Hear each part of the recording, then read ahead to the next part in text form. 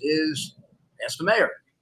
We're all set for the countdown on who the heck's going to be speaker and lots of other things. And we have a great guest, Ed Henry. What's up, Mr. My Mayor? good friend. Great to see you, sir. Who is now citizen number one in Palm Beach. Yeah, that's right. We've got a great show here.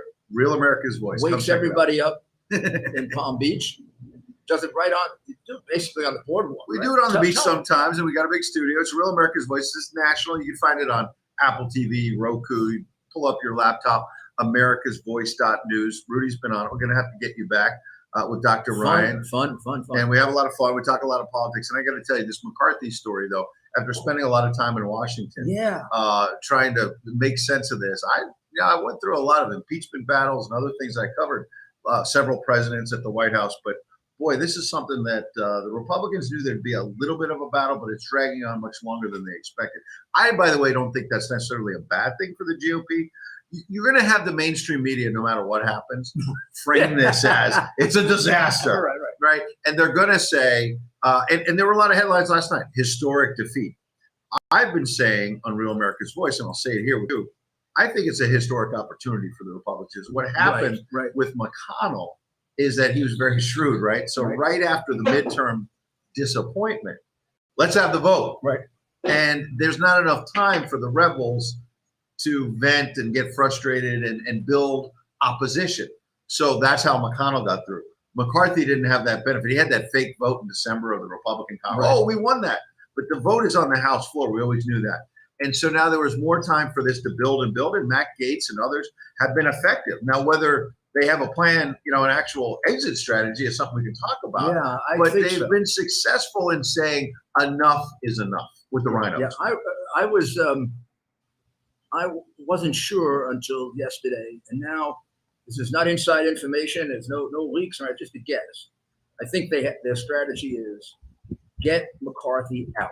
Mm-hmm. That's victory number one. Right. Then the MAGA people have won. We've shown our strength. In their eyes, that's what they're going to. If they're really smart, and I hope they are, they have a plan that they haven't revealed. Because to reveal it would be to kill it. So let's say their real choice is Scalise. Right. To put him up right now, then the other it would kill it like 200 start killing him. Yeah.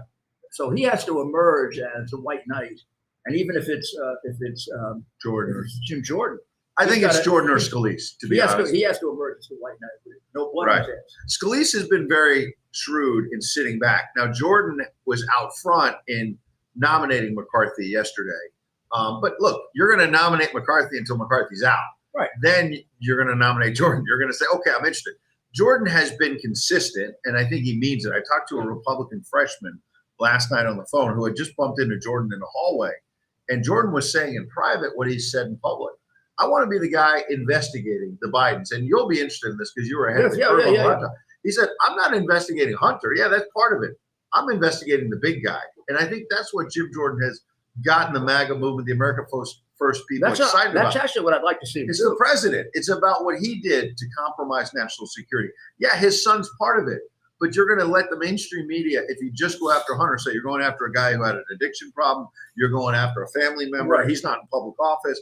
But it's all about the 10% for the big guy, and you know that better than anyone. And I think Jordan is sincere about saying, look, I want to focus on that. That's why I think Scalise is the likely one. Nothing's for certain, obviously. But I also think another scenario could be the speaker has great power. So there's no reason why Jordan couldn't say, okay, I'll be speaker if the votes are there. And I'll be an ex officio member of, the Judiciary Committee or whatever panel. And if you're the speaker, you can investigate, subpoena, do it. The speaker's the speaker. Right. And there's no reason why you can't. We're baseball fans. You'd be a player manager. Yeah, he can do both. And he can actually have his finger on a couple of different committees because there'll be a couple of different committees that have something to do with this. Yeah. It could be either one. But I do think very quickly, as soon as McCarthy's out, we're going to find out the plan. Exactly. Well, and then they're going to have to move quickly because otherwise this thing's going to fester. You know why they look Gaetz and the rest of them, they look too comfortable. They look too confident. They don't look like they're they just seem like they're just going to wait him out. Yeah. And as soon as he's out, I think we find out. I think you're on the money because I was going to add some reporting that Punchbowl News, which covers Congress, just reported. Now, multiple people were reporting that McCarthy was going behind closed doors before this hour, where as we speak, McCarthy's supposed to be on the floor. So we'll take a peek at the House floor in a minute to see if it opened up and whether they've started. And maybe they'll push another vote, or maybe McCarthy will make some dramatic move and say, all right, I'm going to step aside. We'll see. But before that, he went behind closed doors when they went into recess for a while, met with Matt Gaetz and Boebert and some others. And there was a hope by the McCarthy people, obviously, that they would make up some ground and get the votes they needed. Matt Gaetz came out of there and told Punchbowl News that he's never voting for McCarthy. He said he's desperate, he says McCarthy is, and he'll vote, quote, all week, all month on this issue, but never, he said, Matt Gaetz, for McCarthy. So, look, anybody can change their mind, but Gaetz is dug in. Some of his other people are dug in. So I think that's a bad sign for McCarthy. If you're in there in the 11th hour saying, guys, I need this, let's all come together. I'm never, ever going to vote for you no matter what. He doesn't have the votes. And by the way, I mean, Gaetz is already one of, now he's down to, he's got to find. He can only lose 4 votes, right? And he's already lost 2021 in the recent votes, right? So the idea is you go behind closed doors and you pick off 6 people, and all of a sudden you're only down, we've only down 14 or 15 votes. Okay, let's have another meeting. I'm going to push for a constitutional amendment on a balanced budget. All right, I got 3 more votes.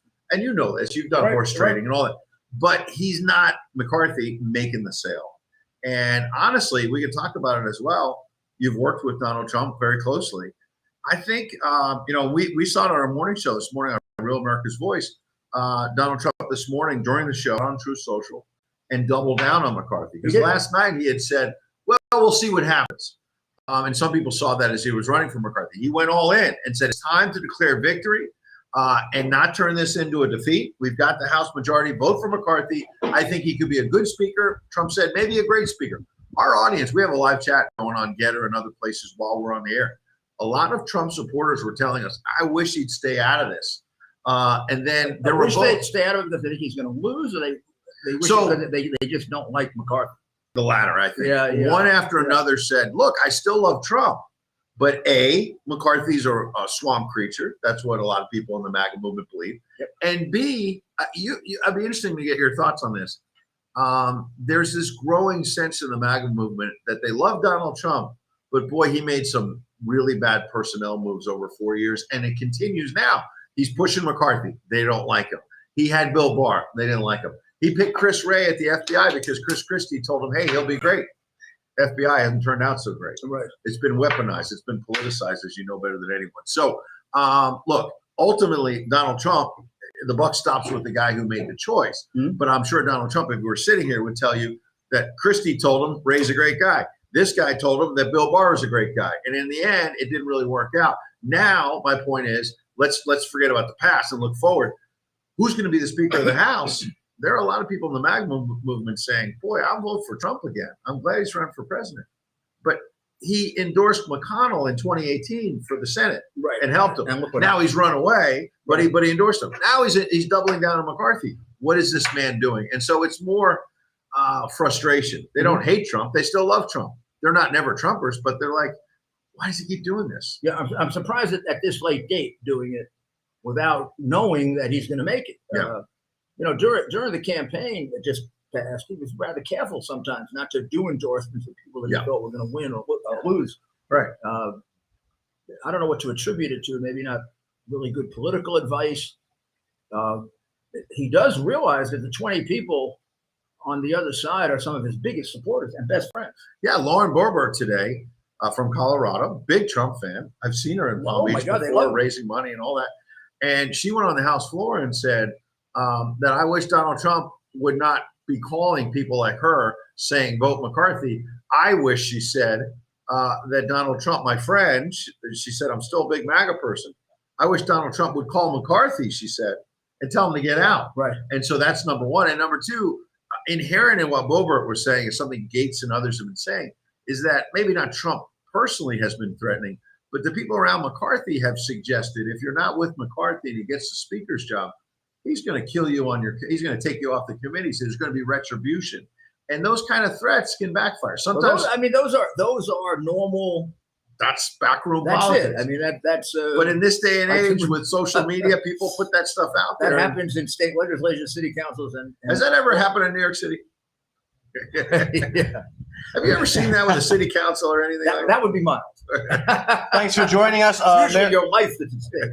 Thanks for joining us, America's Mayor Live, with a very special guest this evening. Before we go any further, Ed, if you wouldn't mind maybe introducing yourself to our viewers. A lot of them, I'm sure, know who you are. Sure. Of course, a veteran journalist, one of the best we have in this country.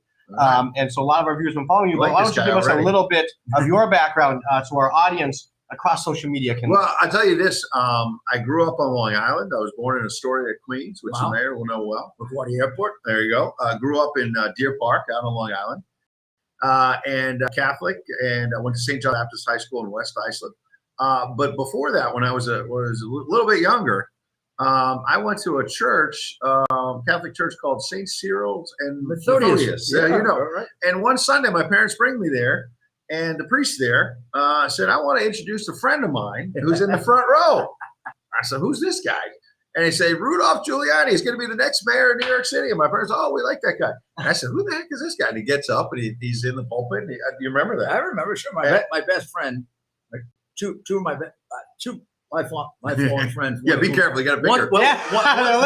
One is dead, so I don't want to get him angry up in heaven. Peter Powers, he was my campaign manager, and deputy mayor, and then Alan Placker, Monsignor Alan Placker. And I used to go out to that church often when I had time. When I was U.S. attorney, in between, when I was mayor. I loved that church. Yeah, and so it was fabulous. Reverend Thaddeus Rudy was there for a long time. You probably met him. Great Italian American community, Irish American community, and Catholics turning out. And Brendan Reardon. And then he was their pastor for a while. Bottom line is, grew up on Long Island, and then went to Siena College, upstate New York. Mm-hmm. Then American University in Washington, D.C. for a Washington semester program where I hooked up with Jack Anderson, the newspaper columnist. I was a young reporter with him. That'd be great training. Oh, it was great. Then I was at Roll Call. I was at CNN, covered Congress, covered the White House, was at Fox, of course, for a long time. Now Real America's Voice. Done, wrote a book about Jackie Robinson that we've talked about. Great book. Because it's called 42 Faith. And by the way, I was going to share it later, but this is a special Yankee cap. You know why? Oh. You know what it says on the side? My birthday. It says RWG 75, and that was your 75th birthday party in the Steinbrenner family's box. Yeah. And so I keep this in a special place, and I got a lot of Yankee caps. Obviously, we've been to a lot of games together. But that's a special one because it was your 75th. So let's take a little detour with the football injury the other night. Yeah, I was. Were you shocked? I was shocked based on the level of impact. My immediate reaction to it was, and Maria was with me because she's a doctor, and I said, it looks like he's dead. I said, but I said it as an expression. Yeah, she said, you know what she said? No. He is. She said that's sudden death syndrome. Well, and based on the reaction, it seemed like they thought he had died. When she first said it, then she was interviewed and she said sudden death. And people said, well, he wasn't dead. They don't understand what they mean by sudden death syndrome. The heart stops. And now you probably know he was brought back. His uncle is now saying that he was brought back twice, as you say. Now, another family member, as I understand it today, came out and said he's mistaken. He might have his heart stopped once. Let's not get into academic. There's no question. His heart stopped. On the field, I agree with you. And you're on the field. And the uncle said that. Now, the question becomes: first of all, let's pray for him. Continue, Hamlin. And I was not watching the game, but I was looking at social media on my phone and saw the video of the hit and the fall and the reaction. And people said, "This is unbelievable. This has never happened in sports." And I'm, as a big sports fan, what's going on? So I turned on ESPN. And the broadcasters, as a broadcaster, I couldn't believe how they were disheveled and shocked, and you can understand they couldn't. Yeah, now, it really. There were so many injuries in football. You'd think they'd be great, but it wasn't. It was different. And I was I was reading and not watching, but it was on. So then I watched the immediate replay. I didn't see the actual play. I watched the immediate replay. And the minute I saw him go down, having seen that, when I looked at him on a brief little thing, I saw him on the ground. He looked dead. Well, and they brought the ambulance on the field, which was obviously a horrible sign. Then players were shielding the cameras because you don't want to show that, and I understand. And look, I'm focused on his health. I'm focused on his family. I'm focused on the prayers that continue. Now, there have been some signs that maybe he's going to get better, and we still pray for that. I think it's been outrageous that people on the left have immediately said, if you even raise a question about vaccination status, you're somehow the worst person in the world. Give me a break. This is America. We have a First Amendment, the last I checked, although it's been under threat. Look at big tech. But I'm not making that my primary focus. It shouldn't be. Let's let him get better. Let's let him get better. But we have to start asking it because, look, go look at the videos people are putting together before the NFL. There was an NHL player who had a stroke a few weeks back. There has been one European soccer player after another has dropped dead or had a heart attack that out of nowhere. I'm not a doctor. I always say that. Dr. Ryan, God bless her, let her talk about it. I'm not a doctor, so I'm not going to play one on radio or TV. What she says this is serious stuff. It's a remote possibility, but it's a possibility. Yeah. And therefore, as a scientist, you can't, or as a doctor, it would be totally irresponsible to reject it. She said a lot of the answer to it will be when did he get his last booster? Right. Now, there were reports, and I'm not saying recently, now the thing moves up. Let's say he got it a year ago. It's going to be way down the bottom. Yeah. We're talking the last 4 months. Now it fits into a pattern of cases, not only here, but in Europe. Yeah. And it's a legitimate question to ask. We're supposed to be asking questions, and that's what we do as journalists, and that's what America. Tell me something if they put out the information about the vaccination. Right. Well, I will. If it happened in the last 3 or 4 months, I bet they don't. You can search this, but that gives you a clue. In May of this past year, the general manager of Buffalo Bills, there's a story of the New York Post, you can search their website, and we talked about it on our show this morning, where the general manager raised eyebrows in May because he boasted that he might start cutting unvaccinated players and that it would be a benefit to the team. Why? Well, there had been these COVID rules, as you know, in baseball, football, other sports, where if you're not vaccinated, they make it very difficult, like Aaron Rodgers was doing that. He said, I don't want to put this in my body. He got a lot of heat for it. And so what he had to do is he had to test every day or whatever. And so this GM for the Buffalo Bills, the very team that we're talking about, boasted, I might cut unvaccinated players, which to me means it put pressure on Hamlin and others to make sure you're vaccinated, because the GM is saying, I might cut you if you're not. Right. So that doesn't prove anything. I'm just saying it's a very interesting fact, and we should, as journalists, be focused on facts. And again, you've been in this business for a long time, in politics and the media and the back and forth, and it's amazing how they try to chill free speech.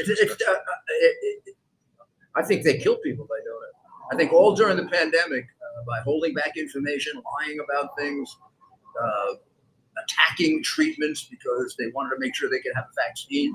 It turns out we don't even have it. It's not really a vaccine. Right. If you want to talk about misinformation, the word vaccine is misinformation. Right. It's been sold that way. Yeah. I mean, a vaccine protects you against the illness for an appreciable period of time, maybe your whole life. And would have been this one, you're lucky if you get 4 months. Right. Well, and remember, I mean, I was looking at a clip today from Walensky, I guess her name is the CDC director, and she was on MSNBC some months ago saying that if you get the vaccine, you can't get COVID in your body. You're not going to get COVID, and that's not true. I mean, there was all kinds of misinformation.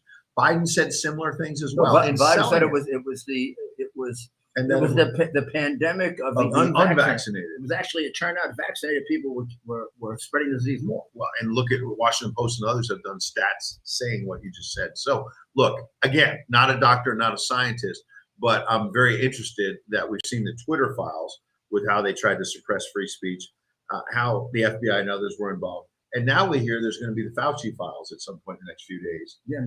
And we'll see what we learn about the vaccine and other. He's very excited about them. Well, we shall. He's got this big grin on his face every time he talks. I don't know if he's trying to sell him. I think maybe he's trying to, but it looks like he doesn't like Fauci very much. Well, right. I'm going to take a peek and see what on my phone whether I can figure out what's happening on the House floor. So we are now learning that the House, if it hasn't yet, is moving to adjourn until tomorrow. So we've gone through 6 votes. No vote, no new vote tonight. No new vote tonight. Which means that he doesn't have the votes, right? If you got the votes, you're going to say, let's go.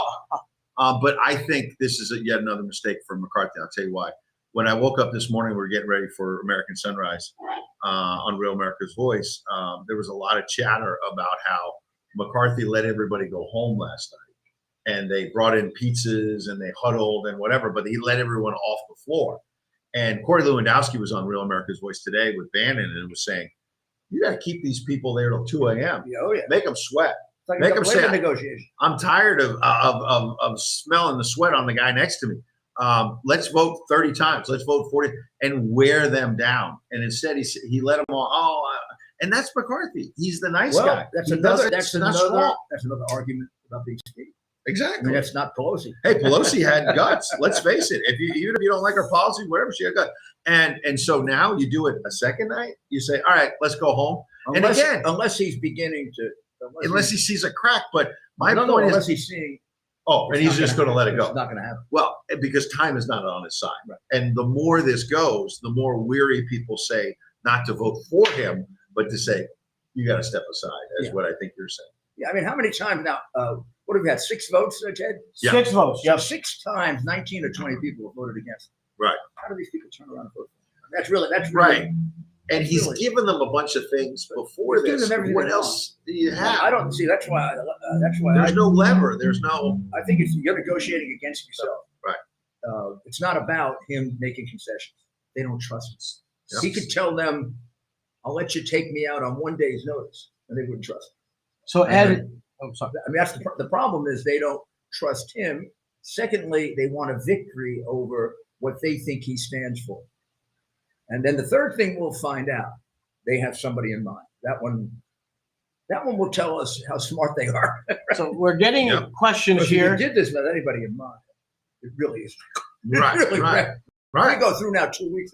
Which is why I think Jordan and Scalise are the reasonable case. And there's always a possibility of a third, a conservative that we don't know about. But the disaster scenario is you let this go on for days more, and you wind up with Fred Upton or somebody who's retiring and is more of a rhino, voted for Trump's impeachment. And that's not what voters voted for in the last election. And so you got to figure this out. And if it's not McCarthy, you got to get behind a Scalise or a Jordan or somebody who's more going to push the America First agenda, I think. Yeah, and it's really, it turns, if they accomplish it that way, he goes out, all of a sudden somebody emerges, gets 218 votes, they're going to look like geniuses. Yeah, and get this agenda going, get the committees going, get the subpoenas ready. Right. They're delaying all of that. It's only a day or two, so let's not exaggerate it, but you want to hit the ground running. Yeah. I mean, when you listen to them being interviewed, it also sounds like they don't want to get pushed around by the Senate anymore either. Right. And I think they felt that. Well, McConnell screwed them on the omnibus. Yeah, I think they feel that McCarthy isn't up to dealing with Schumer and McConnell. That he's too tough. Look what they did on the omnibus. Now, even if whoever is the speaker, they're not really making spending decisions for a year because the omnibus puts it on all. I can tell you Jordan and stuff. Yeah, Jordan will fight. Jim Jordan will fight. I mean, I was okay with McCarthy if Jordan was okay with McCarthy. Right. Because I trust him so much with you that I know is the most important, which is that. I think the double standard. But how do you do it in the House? It's going to be complicated. That's going to be the first step. First of all, they have to get something, which means they can't get outwitted by the Senate and by Biden. Well, they'll never get outwitted by the Senate. That would be a lot, right? How does Biden get outwitted? Second, they got to play Democrat a little bit and put on some shows. Put on these hearings have to be shows. Yeah, the Democrats like they did with January 6th. Yeah, I mean, and by the way, they got to do something with the January 6th prisoners. I mean, people have been in that gulag for a couple of years, and this haven't been a process. What's going on with due process in America? I find it. I don't know how to describe this. Ed.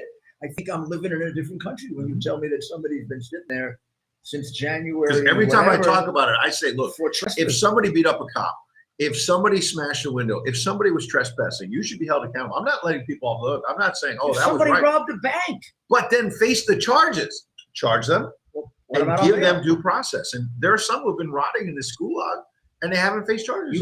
You have, unless you're a danger to the public, you have a right to bail. Now, these people, despite their lying, the committee lying, these people are a danger to the public. This was an insurrection without a gun. Well, don't you think that the FBI set the table with the idea, well, it's white supremacists, it's this, it's that, to say they are a danger and we can't bail them out, right? That's why they pushed that narrative. Now we're a year plus beyond it. How many people have white? We got the second anniversary coming. How many people have white supremacists killed, and how many people have everybody else killed? Unbelievable. I mean, the real danger in this, we've got lots of murder in this country. We have records being set for murder in this country, and none of them are being done by white supremacists. Right. And if you think that white supremacy is the biggest danger in this country, there's something wrong with it. I mean, we have here's the key: we got FBI whistleblowers coming out agreeing with you, and that's another thing that Jim Jordan is going to go over. I understand that there's about 20 FBI whistleblowers who have come forward to the Republicans since the election, and they're waiting to come to do some of these hearings you're talking about. To say there's one in Florida, who's come out and said that they were pushing this narrative about white supremacy, and the data, according to this FBI agent, did not support that. It doesn't. I mean, look at the murder statistics for 21. It's hard to find a white supremacist. You can find a lot of other people. Yeah. Just a quick update. We have from Olivia Beaver's Politico.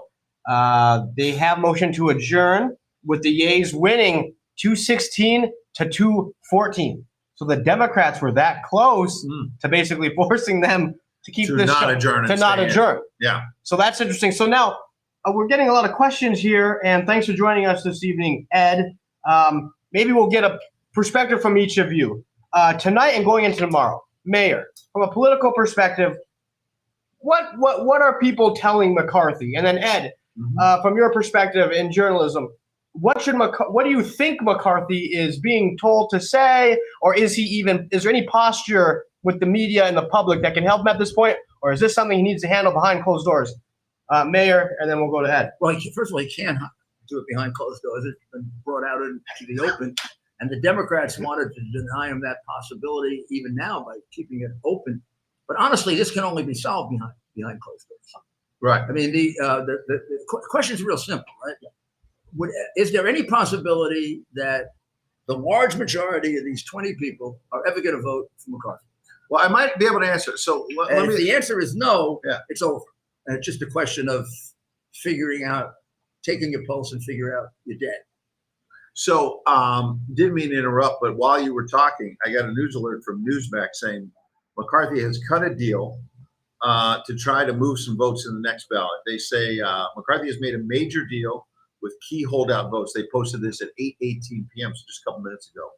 Key to the agreement was the House leadership stay out of open primaries. The next vote is expected to move in McCarthy's favor, and it's going to be much closer. Now, interesting that Newsmax is admitting right up front that he may have made a deal here that helps him, but key is they say moves the votes in his favor, doesn't move it to 218, doesn't guarantee, but that this is a concession that they wanted the leadership to stay out of primaries. Why that's important is you remember, in 2022, there was a lot of Donald Trump and Republican leaders getting involved and saying, that guy didn't vote with us. We're going to run a more conservative, more America First person. So there are going to be some people who don't like that because they're going to say, well, they should face a primary challenge. But maybe you get several people who are worried about potential primary challenges in 24. We're in that group of 20. In that group of 20. 5 of them, 10 of them, who knows? Who say, okay, I'll vote with you. The House came back into session 8 p.m. Eastern. GOP leaders asked to adjourn until noon Thursday. Democratic leaders, as Ted says, requested a roll call vote because they did not want to adjourn. The vote happened, and they passed it by 2 votes, as you say. So now noon Eastern tomorrow is D-Day. And the deal making, I think, is actually a good idea. I mean, because it has to be done behind closed doors. Right. They have got to. Because presumably there are other deals to be cut. Right. But Newsmax is saying it's helping him perhaps, but it doesn't necessarily get him to 218. He's got to do more work. Yeah, he's got to know that he virtually can get all but 4 of those people. Mm-hmm. And that's a lot to get. And also, every time he makes a deal, he weakens his appearance. Yeah. Well, and that's the question. watered it down so much that even This if is he not a way to be. wins- This is not a way to be a leader and a speaker. Right. When you've given one of the things he agreed to is on four or five of them can vote to get a vote of confidence on him. So then they've got a Make them noose like the over British you every Parliament. time. Every time you do something, McCarthy or Scalise, whoever becomes speaker, could be yanked out at any time.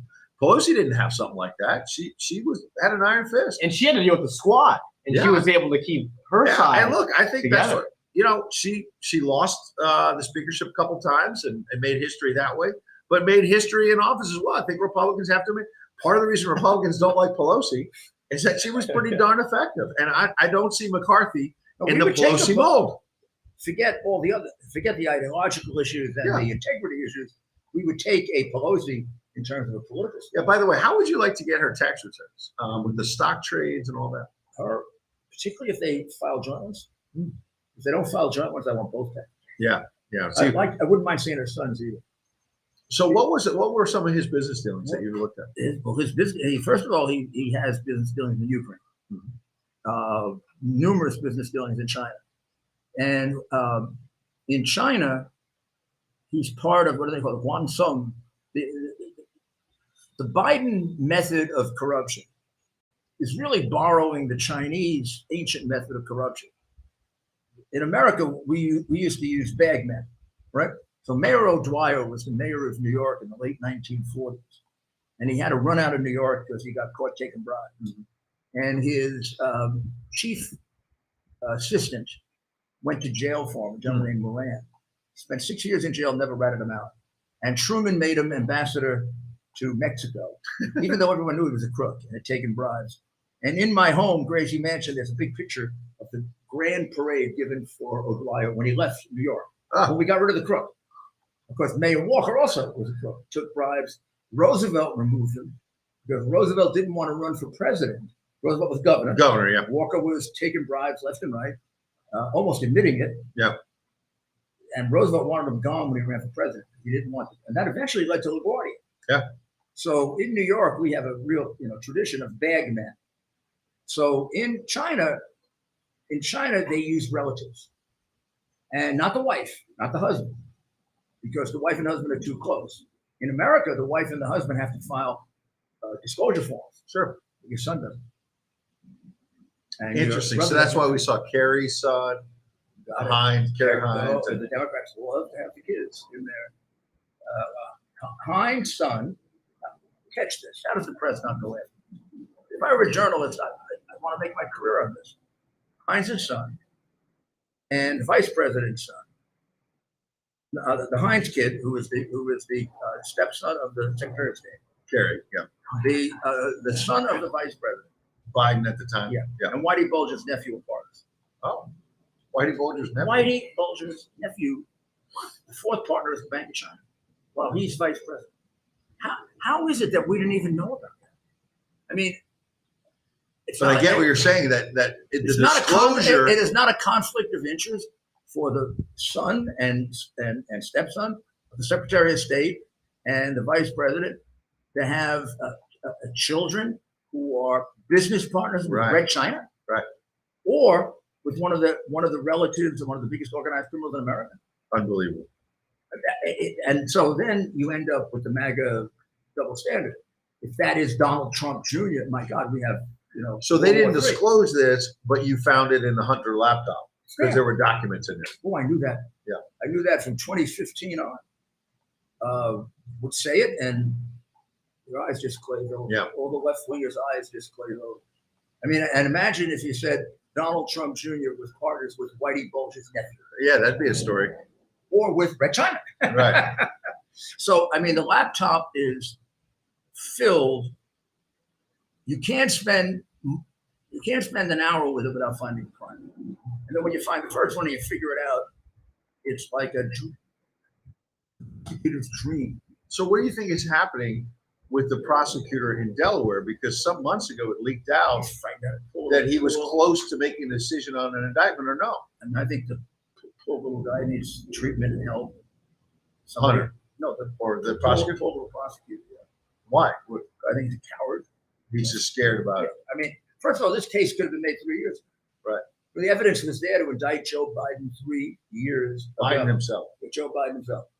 When Joe Biden made that statement in front of all those phony foreign policy experts and said, I told Poroshenko, you better dismiss that prosecutor or you're not getting your billion. Right. That's bribery. Straight out now. He said it right in that clip. Yeah, and now the minute you know that his son was in the investigation and he left it out, you have intent, you have guilty knowledge, you have all the things you need to make an intentional crime. Right. And then when we find out that the real reason to do it is not the son was a minor part of it. It was to get the oligarch who owned the company off the hook. Yeah. Who's a multi-zillionaire, who paid the Bidens altogether that we know $8 million. Plus, there are witnesses that the FBI have ignored that will testify to foreign bank accounts of the Bidens that they have the numbers of. And the FBI deliberately never interviewed them. In fact, they got that information in late January of 2020, all during the election year. Right. There was a woman in the Ukraine who worked for the company at a very high level, was very credible and willing to make a deal. The deal was, I'll give you all the numbers. You can check them out. If I check out, you take me to the U.S. and put me in the Women's Protection Program. So I made that deal 100 times. Right. Because I was an honest prosecutor.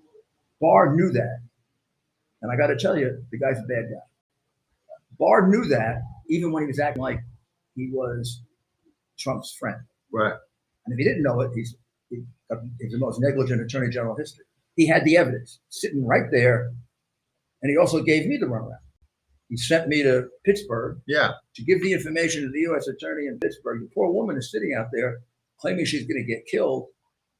The U.S. attorney in Pittsburgh and the FBI are very, very excited about it. And 3 weeks later, they called my lawyer back, Costello, and finally the woman disappeared. And do we know where she is now or not? Oh, okay. I hope. Yeah. I hope. To me, this was one revelation after another. I can't believe it. I can't believe it. I can't believe it. People say this. It's hard for me to believe there's anybody that loves the FBI more than me. Right. When I was a kid, I wanted to be a junior FBI agent. Yeah. I was G-Man of the Year about 6 years ago for my lifetime achievement with the FBI. I don't think they'd invite you back. I think they would. The old agents would. I think they'd invite me back, give me a standing ovation. And I think they would say, thank God you dug it out. Those guys, not the leadership. Yeah. God, a lot of them call me. And a lot of the information that I get comes from that. Yeah. I mean, you can't imagine how disgusted they are. Absolutely.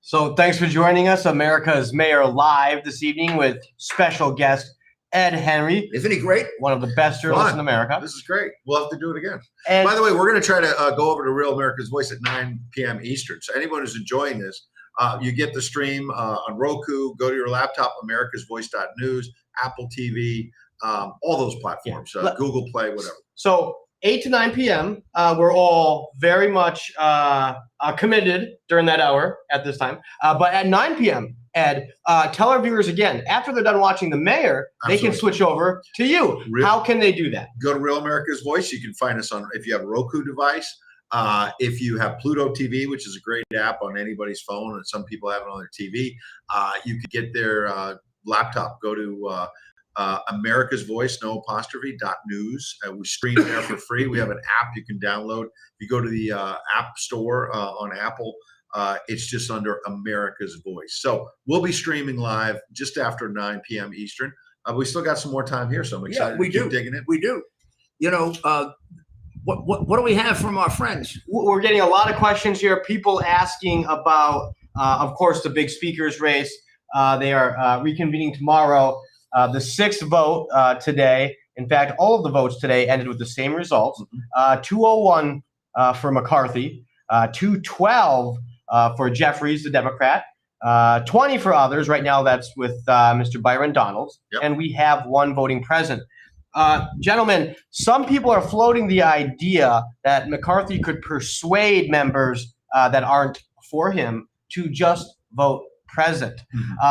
Do you feel that is a tenable option? Is that something that you feel is realistic at this point, or is his back even more? The idea is, if you're present and not a yay or a nay, the number for the majority goes down, right?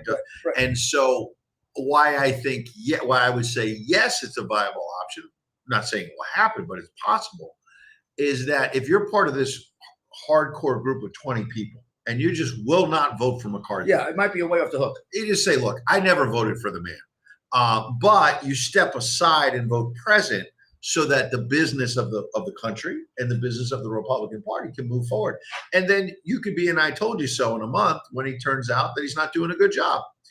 If you're McCarthy, you say, look, I don't care if you're going to be I told you so. I want the gavel. Yeah. It's possible. It is possible. It could work. Again, it ends up with a very weak speaker. Again, yeah. Speaker with 10 present votes. Right. He He probably needs more than 10. 20. Yeah, right, yeah.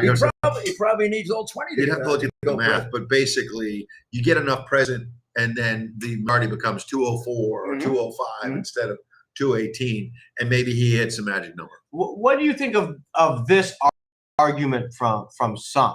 The big argument is these 20 holdouts holding out. They're holding up the business of the country, and you could argue the work of the Republican Party, these investigations.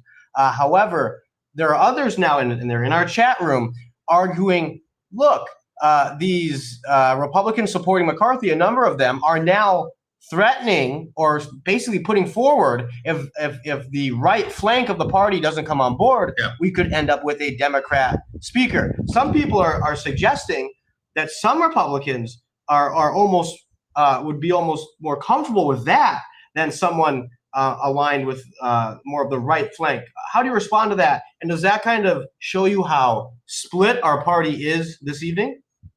Well, I don't have a real handle on that. I don't know how many of the McCarthy 201, right, would find, who would that be? Somebody on the far right, totally unacceptable? I guess there are a couple you can think of without naming them that they would find unacceptable. I don't think they're speaker candidates. And by the way, Jeffries can't really get it long term. Like, you could have a scenario where a coalition gets together and to hurt McCarthy, Gates and others vote for Jeffries, but then eventually the Republicans can reconvene, and within hours or days they could have a new vote. I mean, they could force a new vote. But in any event, I think the real issue for me, take a step back to answer it, which is, is this causing a little chaos? Yeah. On the other hand, if you don't have this disruption and McCarthy gets it and thinks he's on top of the world, you end up with McCarthy back in the House, McConnell back in the Senate, and maybe Ronna McDaniel back at the RNC. And what will have changed? Right. And so what I'm hearing from my viewers at Real America's Voice, people are saying, we want at least one or more of these. They want McCarthy and McDaniel out. They want fresh blood. They want fresh faces. They want new. Whether they're right or not, we shall see. But the current roster hadn't won that many elections. So yeah, and I think there's a feeling generally they're not tough enough to push the agenda, that they'll get rolled. Yep. That basically McCarthy's history is being rolled by the Senate, getting rolled within the House, and that he's not tough enough. I think that's what the 20 are holding out for. Yep. And it's interesting, right? And were you covering the speaker's race in 2015, Ed, when, of course, for Mr. McCarthy, this is kind of the second time something like this has happened to him. Yeah, I was covering the White House. I wasn't on the Hill, but I was following it. And as I recall, that was when Boehner was stepping aside. Yes. So McCarthy was in line, and then in the end, and it was Ryan got it. It was sort of another situation like Jim Jordan. Like Jim Jordan, because Ryan didn't want Ryan was the accidental speaker. And as it turned out, it wasn't that effective as speaker, right? Because he was a policy wonk. Maybe he was right. Right. And maybe McCarthy was right, because now there's a lot of people in the GOP who believe Paul Ryan's a rhino. He's on the board of Fox. I think he's one of McCarthy's biggest problems. Right. Is that because they were buddies? The Young Guns, that picture from 2010. There's a real fear that oh my God, we'll get another this is another Paul Ryan. And look, that's, by the way, another way to look at this too is in terms of Jim Jordan, who is a young gun as well and is still powerful, is why would you want to be speaker? If you're Jordan and you could be the chairman of a big committee and get the headlines and actually maybe do something more than headlines, but actually something. I think. But if you're speaker, you're going to deal with BS every day. If 5 people don't want you to get a drink of water, you're not getting a drink of water that day because they got the votes, right? Yeah, absolutely. So the 100%. majority is so thin, and that's why Boehner gave it up. That's why Paul Ryan walked away, because they didn't want to deal with this. After a while, they all walk away, except Pelosi probably wouldn't have walked away. No, They'd have to have carried her away. she loves it. She loves it. She may even come back again. Who knows? Hey, she hasn't left Congress. She's a backbencher right now. Maybe she's the name that comes Hold up. that. Why don't you hold that up, Maybe she's Mayor? the one who comes up here. So here we have the vote total. The devil so we know. Take a look. That's right. So with our special guest this evening, Ed Henry, who is a veteran journalist covering Washington.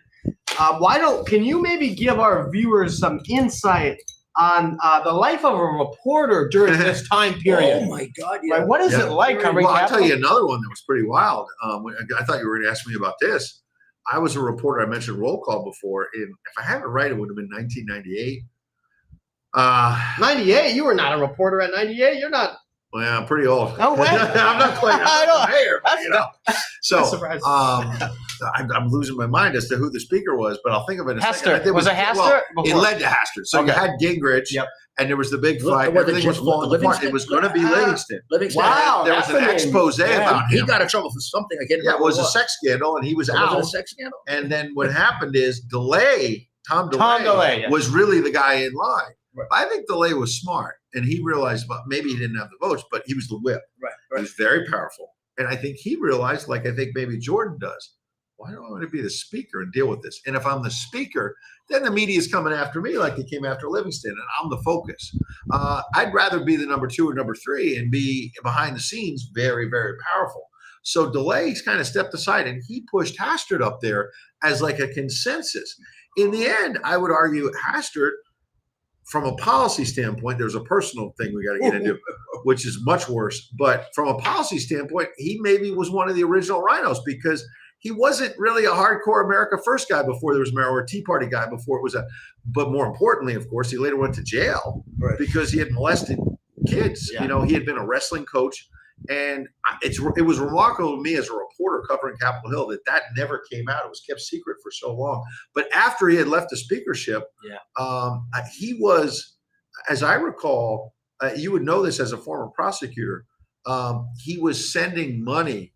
As a former speaker, he's quite wealthy on land in Illinois, and he was sending money to one or more of his former students or athletes to keep them quiet. And some banker or some prosecutor saw, like, what's it called, structuring? Yeah, he was trying to keep it under $10,000. Right. So you do $9,200, so it's not raising flags. I said, well, what is this? Same thing that Spitzer got caught. Oh. So you end up raising flags because you're trying not to raise flags. So he 8,500, 9,200. That's a lot of money, too. What is this money for? Generally, they begin They're thinking big chunks of money. like when they began investigating Spitzer, they thought he was buying drugs. Right. Same thing with him. Right. They thought it has to do with the drug use. Right, but then it was more. So anyway, the point is, Worse in a way. everybody thought it was Livingston. And then when Livingston stood up, so I was in what they call the speaker's lobby right next to the chamber. And we're like, wow, Livingston, we're trying to get quotes. What's Livingston going to do in his first 100 days? And Livingston stands up in the rostrum there and says, I will not be speaker. There now. I had an affair, and this happened, and what? And I step aside. And wait, and it happened live. Wait, really? Yeah. Well, you're too young. And then again, all the smart political reporters said, well, it's going to be Tom DeLay. You remember DeLay was tough, right? A big Republican from Houston, Sugarland, and elected to Congress. He went around raising money. Oh, he You're talking about DeLay now. DeLay owned a lot of members because he raised so much money, and they were beholden to him. Isn't that McCarthy's argument right now? And that's what McCarthy. Yeah, he has been on the road the last 7 years. He doesn't have the charisma that DeLay had. Yeah. And then political ideology. DeLay had a very, very defined right-wing conservative political ideology. So Hastert didn't have that much defined, and I think there was an idea. Look, we can sell this better. That Hastert is this wrestling coach from Illinois. Again, it turned out to be a dark side, but as opposed to the nasty, tough as nails, Houston, Texas fundraiser, that DeLay was. Let's get this nice guy from Illinois. And then it turned out there was, like I say, a dark side. But Hastert was there for several years, and then DeLay went off into the sunset. And then that led to this next generation. Now, Boehner had been part of Gingrich's team. got tossed out of the leadership. He was the conference chair or something. Right. And everyone said he's done. I mean, Yeah, it's he got back in the tossed out, 90s. like, yeah, removed. And then in the book, I mean, they voted him out. I think J.C. Watts or someone knocked him out. Oh, wow. And then they said we need a new face in the 90s. Yeah. And then George W. Bush is elected in 2000, with No Child Left Behind. Yeah. Education being his biggest thing. Right. Boehner becomes chairman of the education committee, teachers, and he says, I'm going to work with Bush on No Child Left Behind. And everyone gave up Boehner for dead. And he very methodically went to work and put the bill together and worked with George Miller, a Democrat, right. and showed his chops legislatively. And then he climbed his way back into the leadership. And next thing you know, he's minority leader and then he's speaker. Then they get tired of him because the Tea Party guys and others said this guy is essentially an establishment figure. Mm-hmm. And then, as you say, then that led to the race you asked about, Ted, which is who's going to replace Boehner? And the expectation was McCarthy's lined up the votes. He's lined up the money. Yeah. He's the next guy in line. And they said, no thanks. And then that led to Paul Ryan, and who was considered a true believer, who turned out a to be policy Rhino, one. Rhino, Yeah, he was Rhino. supposed to be the guy But that leads to, is there anybody out there Yeah. that these 20 are ultimately going to accept? Maybe in the short term they will, but long term they're going to say, Rhino. They're at a point now where they just don't trust any of these figures. Yeah, I mean, part of it is justified because they've been double crossed a lot. so many times. Part of it is paranoia. Paranoid. That's why I don't blame them for holding out. I know there's a lot of people, whether they're Republican or not. I mean, again, the mainstream media is going to say that Exactly. this is chaos no matter what. You see our happens. chat comments, Ed, and people want to see these 20. They want chaos. Yes. They're saying Yes. we're tired of rolling over Yeah. and letting McConnell win Yeah. again. Now you want us to roll over McCarthy. And the RNC thing, that's going to be the same thing. Hey, Yes. let Ronna have 2 more years. Why? Why? Well, that's essentially the argument. I'm not saying that McCarthy's making, but that's kind of come out of this. Well, fall in line because you're embarrassing the party, and we got to move forward. One of the Rhino commentators, I don't want to say which one because I can't be sure, but wrote, well, this is really stupid. As a Democratic president, a Democratic senator, Republican House, they can't get everything they want, so they're going to have to compromise. No, they don't. They don't have to pass anything, right? Yeah. Well, and What they the have to House- do is block. This House has to be expert at playing defense. Don't let Biden do any. Their job is do no harm. Do no harm. Stop him. I agree in with his you to a tracks. point, but Boom. But wait a second. Unlike the Senate, you don't have a filibuster in the House, so you can play some offense No, too, you can. and pass some stuff and, And say, put stuff up there that's look, going to be hard to go believe. ahead and veto this. Yeah. And we're going to take this to the American people in 2024 and say, we had $10 billion for the border wall and you wouldn't do it. We had $20 billion for more Border Patrol agents. You wouldn't do it. And I find it interesting that No, I Biden- agree with you. They can do that. And I'm not saying it will be signed into law, Right. Because Biden Right. may veto it, but then Right. you put it in his face and you Right. you get tough. And I And find the only way for Biden to beat that is to do a triangulation like Clinton. Yeah. And say, okay, I'll sign it. I'll meet you halfway, or I'll give you 12 Yeah, billion, I'll give you most not of it. 20. But I find it interesting. Something that's not getting a lot of attention because of this, right? Biden today apparently said that he's going to go to the border like Monday or Yeah, Tuesday because right. he's going to Mexico City for a summit. And why that's interesting, the man was in the Senate, as you know, for 40 years. He was vice president. He's now been president a couple of years. And there is no record of him ever visiting the southern border. Now, there are senators all the time who are on the Homeland Security Committee. Right. He was the chairman of the Judiciary Committee, I just have a visit. enforcing the laws of this country. We obviously are not He did. enforcing the He immigration. attempted several times to go. He got lost. He got lost on the way there. Is that right? I felt like I was being set up for a joke there. This guy's got a sense of humor. Or he might not remember. How about the latest one where he gave his uncle the Purple Heart in the White House because Yeah, his as father vice president. came to him at the inauguration and said, Uncle James or Uncle Yeah. Frank never got his Frank, I Purple think. Heart. But the And guy he went- died before he was vice His president. father did too. So none of it is The true. father was dead 4 years before he was, or so. The other guy was dead You 5 know, years. I want to say it's sad, but then on the other hand, the fact But that that's they delusional. still prop him up, right? But nobody does it. That's not why. This is And you know why it really rings very, very strongly with me? Because liar. He could have told that story totally same way, just a complete lie. Put him in the White House, whatever. But once he was told it was a lie and everybody knew it, he would Right. repeat it. right, So he says it, and a week later he repeats it, right. which but means it's, he's delusional. right. there's serious mental damage. And we're sitting here like a bunch of jerks watching our country. And I agree with you, Kamala Harris isn't much of a choice. The Constitution has kind of a formula. And they say the president can't carry out the 25th Amendment. Yeah, I mean, we don't have in a way, we don't have a right to get somebody who's not functional. You got to get him out. Well, I agree. And I think the family allowing this to continue and not saying, hey, and he's already talking about running for re-election. It's sort of ridiculous. I mean, he hasn't He made can't possibly get there. I don't see how he gets through the next year without further. The illness is they call it a progressive illness. It's like the Democrats are progressive. It's really retrogressive. And you get worse and worse and worse. And there's no beating it. You can hold being it a off. Democrat? No, yeah. Being demented. Oh, okay. I thought you meant Democrat. He's in some serious stage of dementia, and it's not reversing. And it's just a matter of time. So, question for you both. If not Biden, who do the Democrats put up in 24? Newsom. Newsom was the name I was going to mention simply because he has said he doesn't want to do it, which means you're going to do it, right? I mean, you probably told reporters, I'm not interested in you, man. And he just seems like it's the guy, he pops up everywhere that they think that somehow he's handsome and he's going to raise all this money because you need money, obviously, right, for president. Right. But to me, whether it's Trump, DeSantis, or someone else, it's a very simple campaign commercial. Oh my God! Is he going to do what he's done to California, to the rest of America? I mean, you pick every city: L.A., San Francisco, Oakland, Sacramento. We played clips on American Sunrise on Real American. He's destroying it. The legislation they're homeless, passing, drugs, and the legislation they're passing is the kind of stuff that Stalin would write. It's insanity. So I think he'll try to run. I don't think he's going to be that strong of a candidate, and I don't think they have a deep bench. I think the person they're really trying to set up for this is Buttigieg. I think they want to have. Democrats love it's history. Right. It's the first black president. It's the first gay president. As long as he can get enough maternity leave.